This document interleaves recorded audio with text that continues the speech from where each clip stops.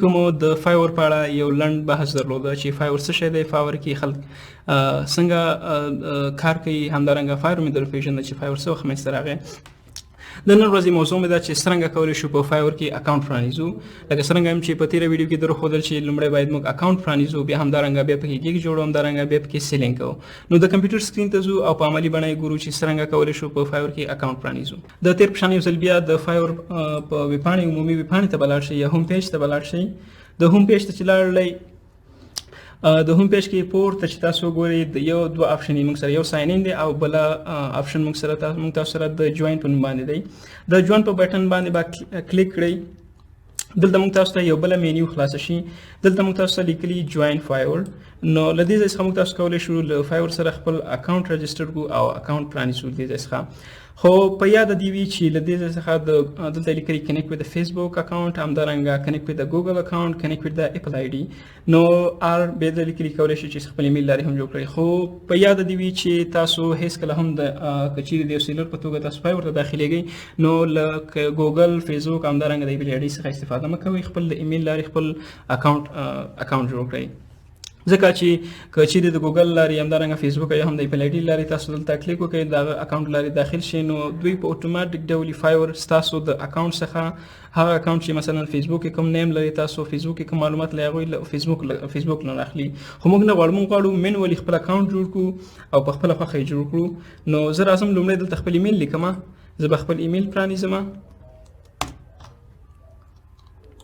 چې ایمیل ته به راشم، خپل ایمیل به پرانیزم. ساین ان بټن باندې کلیک کوم. دلته به راشئ، خپل ایمیل به داخل کړئ، خپل ایمیل به ولیکئ او بیا هم ایمیل به چې ولیکئ پاسورډ به ورکئ.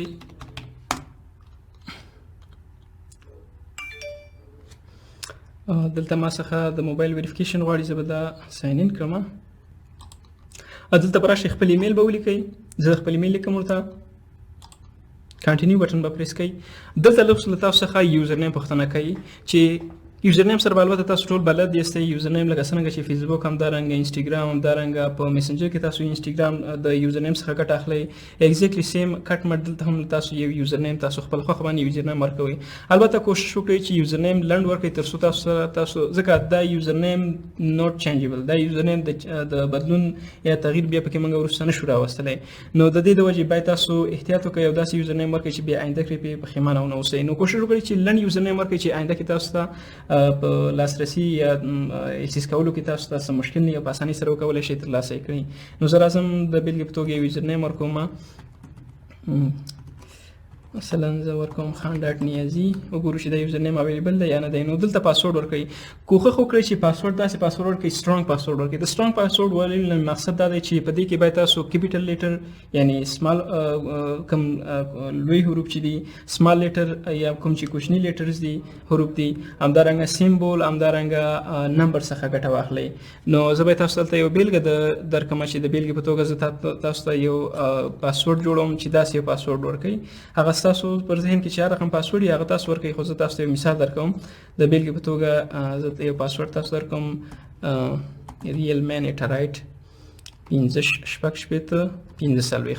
دا اوس داسې یو پاسورډ دی چې ګوره په دې کې لومړی حروف چې کوم دی موږ تاسو سره کیپیټل دی، نور حروف ګوره دا سمال لیټر کې دي، همدارنګه سیمبول هم موږ سره استعمال شو، همدارنګه د نمبر څخه هم موږ تاسو استفاده وکړله.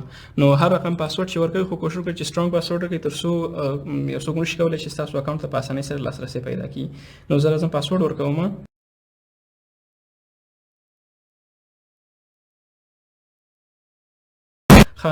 دلته چې دی دوی چې دی ډاټا ایکسپټ نه کړه، تاسو باید یوازې له نمبرو او یا همدارنګه له هغه څه ګټه واخلئ له لیټرو څخه. نو زه راځم نوم مې ولیکه خو دا الریډي اخیستل شوی دی خان نیازي په نوم باندې. نو زه به دې سره یو حروف اضافه کړم د بیلګې په توګه 9 خان نیازي 9 یا 9 خان نیازي 9 دا اویلیبل دی. زه به دا باندې کلیک وکړم یا خان نیازي 04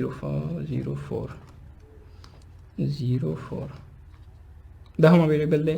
نو زه دې باندې کلیک کوم او دا جوین کوم.